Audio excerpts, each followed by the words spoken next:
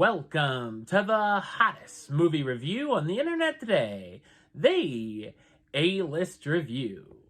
I am your host, the Game Changer, Wes Troop. And I'm on vacation this week, so I thought it would be a great time to go back and look at some of the films in the A-List archives and check out some of my older reviews. This is a film that gets talked about a lot still today. It's still one of Christian Bale's finest performances in my book. My review of the 2000 horror comedy American Psycho. Coming up now.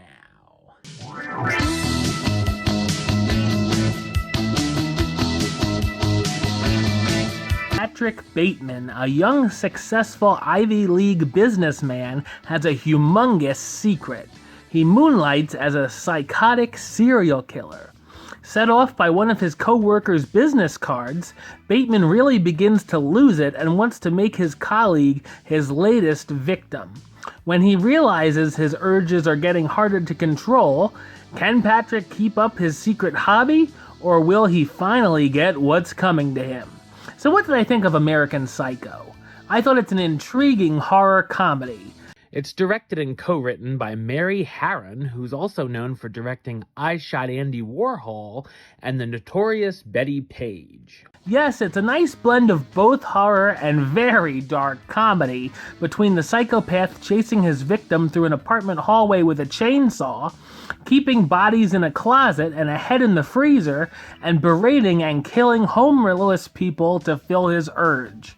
The film is also a satire on the life of the rich businessmen and how interchangeable they all are, which does become important along the way.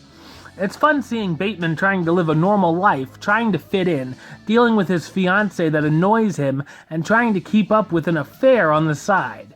There's some great tension throughout as well, when the killer is chatting with his victim about Huey Lewis and the News, or Phil Collins, and unbeknownst to them, he has a weapon such as an axe right in back of them.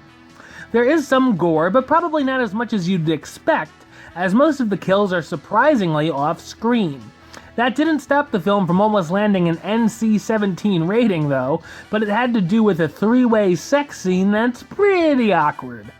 Getting into the final act, I began to question a number of things, and then I saw the character himself start to wonder about those things as well. I like the ending, which will certainly cause a debate among viewers, and have you going right to the message boards if you've never seen this movie before. The cast stars Christian Bale as Patrick Bateman, the entitled businessman and serial killer who starts to lose his mind even more than usual. Bale gives a spectacular performance, which made me despise the character one second and had me laughing alongside him the next.